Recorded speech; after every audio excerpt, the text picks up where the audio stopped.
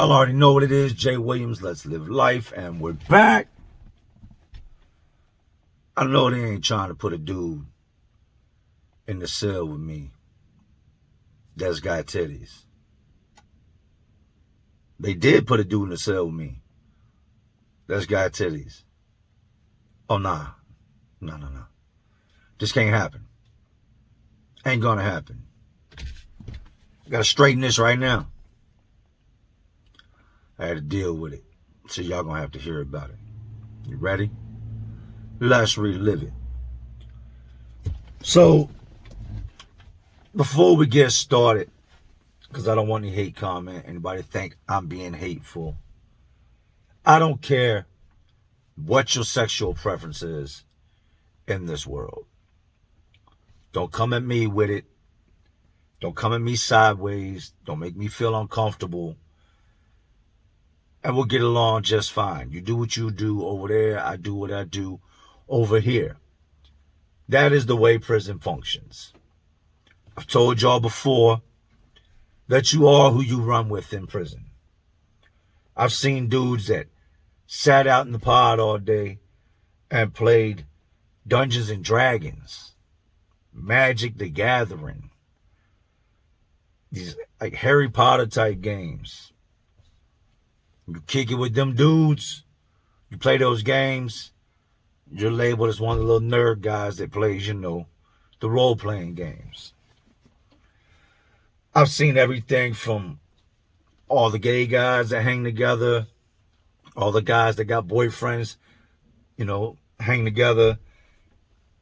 The gang members flock together. Dudes from certain areas in the city. You might have Tidewater dudes kicking it with Tidewater, Richmond dudes kicking it with Richmond dudes. Guys flock to people they can relate to. They have something in common, or that reminds them of the people they would somewhat kick it with in the real world. A lot of the lifers stay to themselves. A lot of the lifers kick it with other lifers because they've both been down a long time. They've been on several compounds throughout the system, known each other many years. They know what to expect from these people, so that's who they kick it with. That's how prison is. If you're seen associating with a gay man, talking to a gay man, and this isn't strictly business related, like you're going to have to deal with people at times you don't want to deal with because of the business, the politics, the way things run in prison. If this guy's got something you need, or offers a service, not a gay service, it could be sewing, washing clothes, he could be the guy that makes candy, then you have to deal with this guy. It's hot in this truck, but they're running saws. If they start the saws up, I have to roll this window back up. So it's a no-brainer that you are who you kick it with. You are who you hang with. First of all, my cellie TJ, Big TJ, rest in peace TJ, 22nd and T Street out in Churchill. Salute, soldier. Big TJ goes to the hole, bucks on a pancake tray in the chow hall, gets a second tray. Big dude tells these people, nah, I'm eating this. Sat right there and ate the pancakes in front of the sergeant and the guards. And they're like, he's so big, ain't a whole lot they can do, but just let him eat it. And then, ask him, will he let him put the cuffs on him when he gets back to the building? And they did. They locked him up. I believe TJ was the cellmate I had before this happened. Don't quote me on it, but thinking back, I think it was TJ was my last cellmate before I got the guy I was telling you about in the story. So I go out on the weight pit one day, was real big into, lifting weights, pushing steel. That was my therapy. Plus it kept me strong, kept me big. It gave me that raw knockout power that pick you up, slam you on your neck, one hit a quitter. And I got that through the strength, A lot of it's from the anger in me, but a lot of it came through the strength of lifting weights all day, getting swole, right? I go out there and we got what's called the rec guy. And the rec guy's job is to keep the water coolers full, to go out there and spray all the weight equipment down, the weight benches, the weight bars, with just disinfect it and wipe it with a rag. Because staph infection, things of that nature are very rampant in prison. MRSA, I've seen some terrible, terrible cases of MRSA on dudes' backs where they lay on sweaty weight benches and might have a pimple on their back, and now they got a crater in their back that they got to go to the hospital for. We get out there on this particular day, and we usually start off light. Something, 135 or 175. We'll start off with, that's our warm-up weight, Bang out 20, 25 reps with the 175, 135, something like that. When we get out there, the bar is sitting there, and the weights are welded on because a dude that got smashed with them, dude we call Smush. So they weld all the weight together. So whatever is laying around, if you can't lift anything that's left behind that everybody else has already gotten all the weight they wanted, and say the only thing left laying there is the 315, if you can't lift it, you're hit unless somebody lets you get in with them. Well, I walk over to the 135 bar, pick the 135 up, pretty sure that's what it was, and I was going to rack it onto the bench so we could just do our warm-ups with it. We wouldn't work out with it long, maybe 10 minutes, and then we would go up, to the 225 and up to the 315. I go to get it, and I see somebody's towel is on it. And I'm like, yo, who's got the 135? Whose towel's on the, and how is there even a towel on it? The only person been out here is a rec guy with the first through the cage. And the rec guy tells me, nah, that's for somebody. They asked me to grab it for him. So just like I'll grab, and he would grab me weight. I'd be like, hey, get the 225 for me. I'd yell out the window. He'd throw a towel on 225. That means it belongs to somebody. Well, the rec guy he was openly gay. He didn't act like a girl, but he looked at the gay guys as females in the relationship. He was like, nah, such and such got the weight. So I'm like, all right, man. So I think we grabbed the 175, 185, something like that. We racked that. I would be in the middle of my second set, and they say, last call for weight pick. It's a big cage, like a gladiator arena. Once you go in there, they padlock the gate. You cannot get out. You're stuck. Something jumps off outside of this 20 by 40 foot concrete slab, your ass is hit and nowhere to run. You just gotta, once you're locked in, it's go time.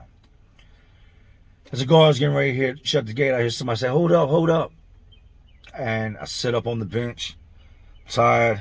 I go to get the next, I'm going to spot my homeboy, and I look, and here comes in this boy. A boy is the term we use for a gay man that acts like a female. In comes this boy, and everybody's eyes are locked on this boy because there's something different about this boy than every other boy walking the yard. This boy was in the midst of getting a sex change and doing all these different things on the streets when he got locked up. Dude he was messing with on the streets was a player, sold a lot of coke. They get pulled one night with some guns in the car, a bunch of cocaine, and they both go to prison. Come find out, the boy told on him for a reduced sentence, but he still had to go to prison. I'm looking around at everybody around me because they're like locked. And the boy comes walking in and walks over to the 135. And like I said, this ain't your average boy. This boy has got big ass titties. You can't make this up, man. He's got everybody, the dudes that mess with the boys, dang, he got a fat ass. They're saying things, and I'm just like, God, I hate my life, man. So the boy goes over, gets the 135, puts it on the squat rack. The rack guy helps him, and is doing squats with him. You know what I mean? He's standing behind him. She's got the weight belt on. He's standing behind him, holding his waist as dude's doing squats. I get a little agitated, more or less, because I didn't get that weight, and I wanted to, warm up with it, and that dude had kept it for somebody that's really not into working out. This dude's just out there doing squats, trying to get his buns right, get his glutes right, his thighs right. Dudes are on this boy. Weeks would go by, and the other boys hated him.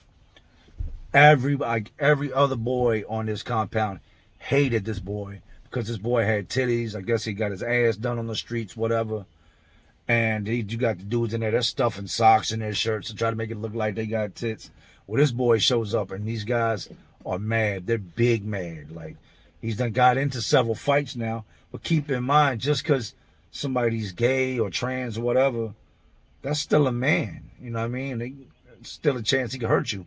And he had rumbled a couple of the other boys and got his thing off, beat him up, right? I didn't really ever deal with this dude. Not really. I never dealt with the dude. Never spoke to him. Kept it moving. I would see him here and there. Well, the wreck dude lives in my pod. This guy I'm talking about, this boy, he lived upstairs, above us, on another whole floor, whole different pod, nothing connected to where I lived. The pod I lived in was 2 tiers high. Then there's a solid concrete floor that's another section of the building. And above that is, 2 more tiers. Got to go up a staircase to get there. So as I told you, my cellmate went to the hole. I go to visiting room one day. I come back, and when you come back, you go to the control booth and you say, "Hey, William's returning from visit." They always want to know where you're at, where you're coming from. Pop my cell. Well, I look over at my cell door, and my door's already open. So I'm going to tell them to open the door, and I'm like, why is my door open? I start walking in that direction, and my homeboy comes running up to me. He's like, Jay, chill out real quick, man. Let me holler at you. And I'm like, what's up, man? You know what I mean? I'm like looking at him because the way he ran up on me. He's like, man, they put the boy in your cell. I said, they put what? He's like, the boy with the titties? And I'm like, what about him? He's like, they put him in your cell, man. He's like, these dudes down here went to the unit manager, and we had a unit manager, I think she's the assistant warden now, named Carolyn Parker. And Carolyn Parker loved them gay guys, man. She would always have a bunch of them in her office. They would do little errands for her, like run paperwork from building to building. Like, she gave these dudes a lot of power. But she messed with these boys, and it was a known fact. Not all of them, but a lot of them were into telling on dudes. And that's why they had the power they had, because it's kind of like, you scratch my back, I'll scratch yours. They were blatantly telling. So you knew that if you put your hands on one of them, first of all, you better not lose, because everybody's going to joke on you. You ever be the guy that got beat up by the gay dude that's supposed to be this big, strong convict, and now you got beat up by a gay dude. Dudes are going to laugh at you. Some homeboy tells me, yeah, man, these dudes in here, the wreck guy, he got him, they got him moved down here. They want him in this pod. These dudes, did all this stuff, and he was in your cell. I said, oh, hell no. No. I was not ready for what I walked up on. I knew 100%. I was going to tell him, hey, homeboy, you can't be in my cell, man. That's the politics. That's the prison politics. That's the code. Everybody knows me. Everybody expects that if I'm not gay, I'm not living with a gay man in my cell. That's just a bad look. You already know what everybody thinks. Like I said, this ain't the streets. This is prison. It's like the unwritten rule that a gay man cannot live in a cell with a straight man. And if you allow it, you have now labeled yourself as gay. I head towards my cell. I'm unbuttoning my shirt because I don't know how this is going to go. I'm figuring me and dude going to probably end up get to fighting, because I'm telling you, you got to get your shit and get out. I'm unbuttoning my shirt, and I got a white, V-neck underneath my blue penitentiary button up. So I'm unbuttoning my shirt. Got my ID clipped to my pocket. Take my blue shirt off. I got it in my hand. And I told y'all several times I wasn't ready. I walk up, and this dude is standing in the mirror, shaving his titties. He is there, shaving his little stubble off his man breast. In my cell, has his stuff put up all over the counters. And this is the part where I like to say I just freaked out right then and there. I walked up, and he was like, hey, what's going on? My name is such and such. And when I seen what I saw, walked up and just seen this man standing there with these pair of titties, I just grabbed my face and turned around and walked off. Walked underneath the staircase and stood there for a minute, another one of those things, God, why are you doing this to me? Why did you just make me witness this? Why did you just allow me to walk up on this? Why? And this dude was doing this with the door open, And you got the guys that like the boys walking by looking in. He peeking at his titties, you know, plotting on who's going to be his man and whatnot. My homeboy comes over, is like, everything all right? I see, yo, dude is in the cell shaving his titties at the sink, man. He was like, stop. He starts laughing. Stop playing. I said, well, it's not. I'm not laughing, man. This shit ain't funny. He was like, for real? And I'm like, yeah, for real, man. He's like, what you gonna do? I said, huh. So I go in the cell and dude starts talking to me. And as he's talking, I start grabbing his stuff off the counter and putting it in the middle of his mat. And he's like, what are you doing? Don't touch my stuff, blah, blah, blah. Mind you now, he's standing there with no shirt on with his titties, right? I take everything, put it in his mat. I still ain't said a word to him. I roll the mat up. I walk out in the pod with all his belongings, and I drop the mat in the middle of the pod, right? So he comes out, like, running his mouth and shit. At this point there, that's when we get into it. I tell him, man, I'll beat your ass, man. You can't stay in the cell with me. I can do whatever. This ain't your cell. I said, I know it ain't my cell, but you're not living in there with me. You can't live in that cell with me. Ain't gonna happen, right? So dude is just still running his mouth. He's on one side of the mat. I'm on the other side. By now, you know, he's trying to pick the mat up and took the mat back to the cell. I didn't grab the mat out of his hand and slung the mat, and this shit has just went all over the floor.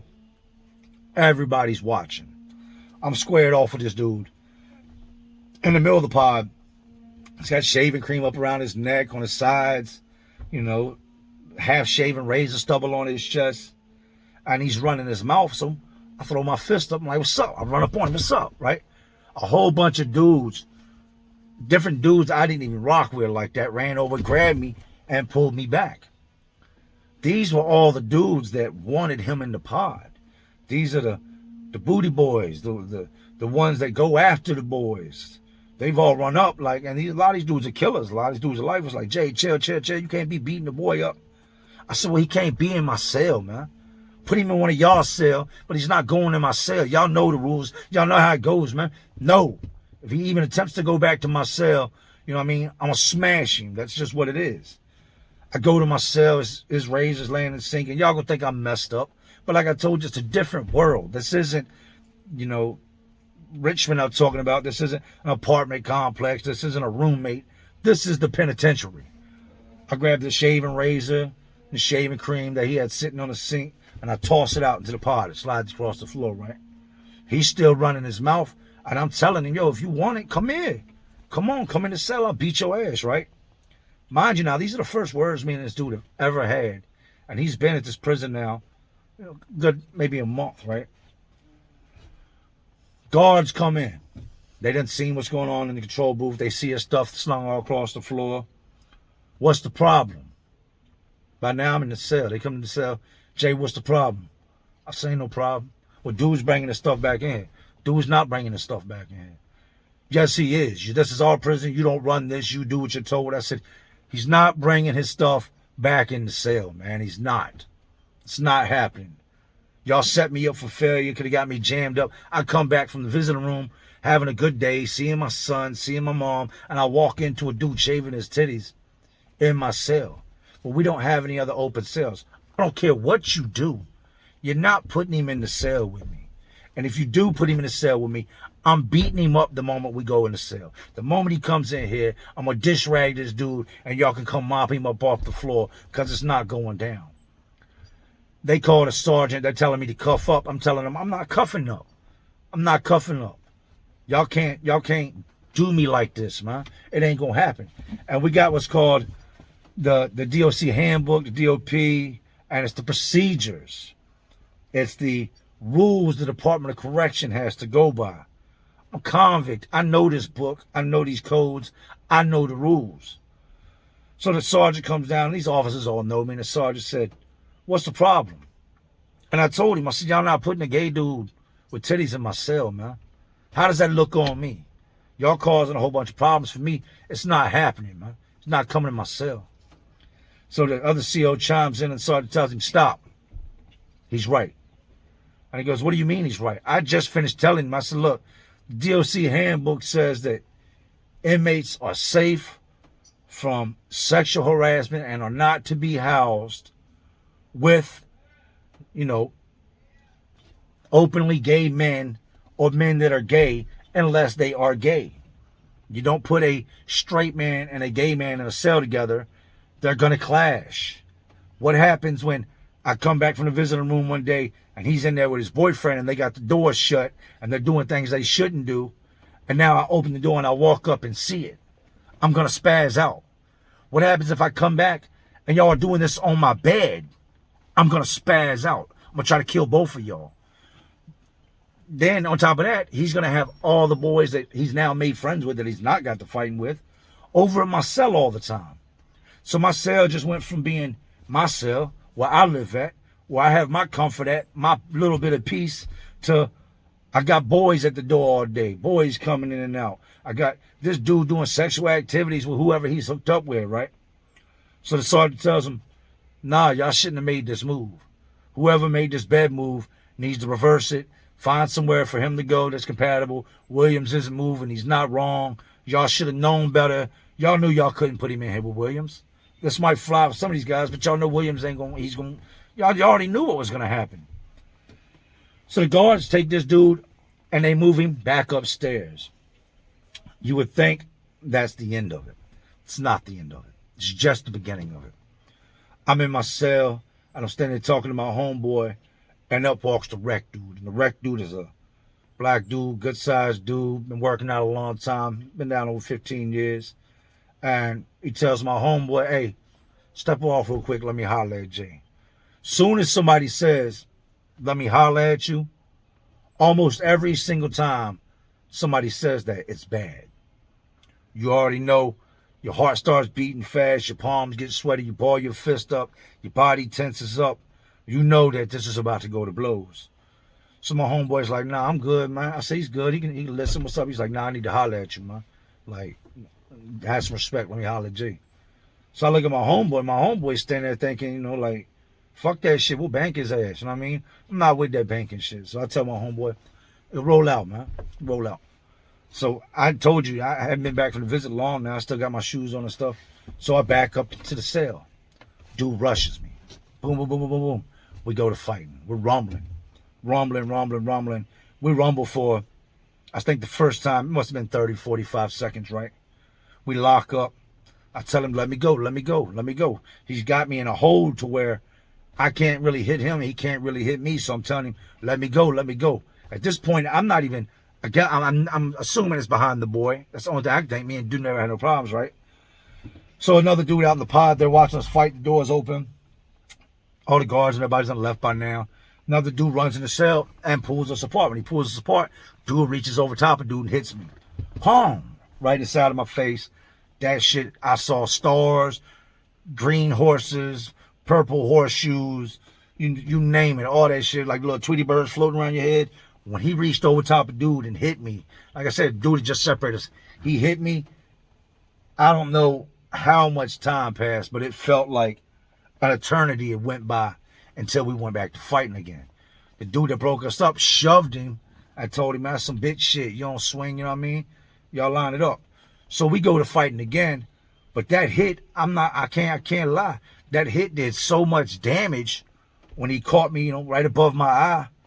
And so it discombobulated me so bad that as I was throwing punches, it felt like my arms were noodles. You know what I mean? I didn't have all the energy I had a couple seconds ago was gone after that punch, right? So I can't do anything but lock up and hold dude because he is rocking me, fucking me up, way bigger than me. Dude comes in the cell and breaks us up again, right? So dude goes out and he's still running his mouth. He goes up the staircase to his cell, and I'm standing there checking my eye out. It ain't split, but it's got just a big ass goose egg on top of it. Got a knot on the back of my cheek back here. One of the glands got busted, right? So I'm heated, you know what I mean?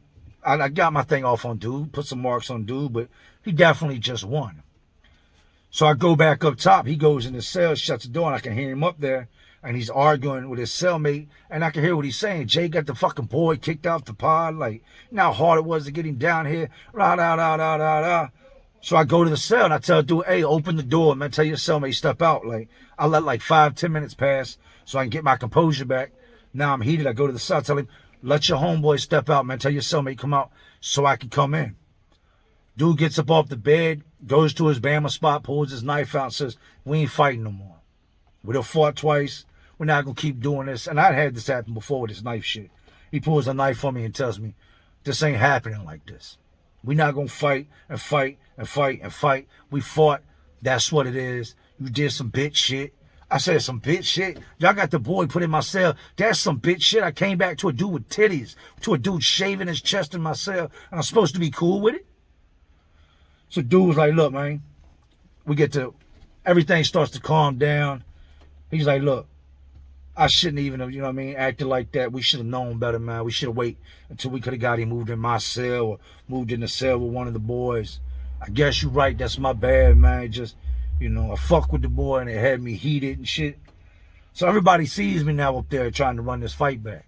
So it's not no thing like, oh, he just got beat up. It's, you know, he still wants to fight, right? So dude gets up and he's like, yo, it's a dead matter, man. It's dead. You know what I mean? Like, we'll dap it up. We'll shake on it. You know what I mean? We ain't never had no problems. We've been in here the longest time around each other. Dude ain't never had no problems. I said, well, you came down there. You know what I mean? So we need to run it back. You know what I mean? You got me the second time. Let's run it back. He's like, Jay, just leave it alone, man. Leave it alone. It's dead, man. It's over. I don't want to fight no more. And at that point there, you can do one or two things. You can keep it going and end up with that knife in your chest, or you can respect what the man's saying and let it go. So he opened the door. I stepped in the cell. He extended his hand. We dapped up. Definitely beat me. 100% he beat me. We dapped up. Everything went back to normal. I'd see dude on the rec yard. I'd see the boy out there doing the squats, you know, doing his little stuff. Him and the rec dude would be walking laps together. For the longest time, man, I had homeboys telling me, man, you need to stab dude. Just run up on him and just hit him in his neck one time. And when I would think about it, all I would think about is my family, my son at home, and how once I do this, there's no going backwards. This is a place that it's hard to get away with stuff like this. If I do this, I might as well call my people before I do it and say, hey, I'm about to pick up 25 more years because I'm going to stab this dude. Everything went back to normal. Went back to my bed. Got a cool dude in the cell with me. Everybody knew who I was, man. Win, lose, or draw, at the end of the day, you fight. And this dude I was fighting, he wasn't no small dude. I've been beat up by small dudes. Been beat up by big dudes. Been beat up by short, skinny, fat, you name it. I done lost. I done took my share of L's. And I don't have no problem saying that. Because I don't proclaim to be a tough guy. I don't proclaim to be a gangster. I'm just a guy that was in a situation that dealt with them in the manner that I had been taught to deal with them. So yeah, that's today's story, man. Walked in a cell to a dude shaving his titties and ended up having to run with this big ass dude behind, not wanting to do with the titties in my cell. Crazy, crazy things, man. I wasn't sure if I was ever going to share this story because I'm sure the trolls could eat it up and say all they want. I'm a solid dude. Just hit 100K. And anybody I've been locked up with that's ever jumped in the comment section will tell you, I'm a solid dude. There's no skeletons in my closet that I ever have to worry about coming out. There's nothing I ever have to worry about being exposed on. And I take pride in that.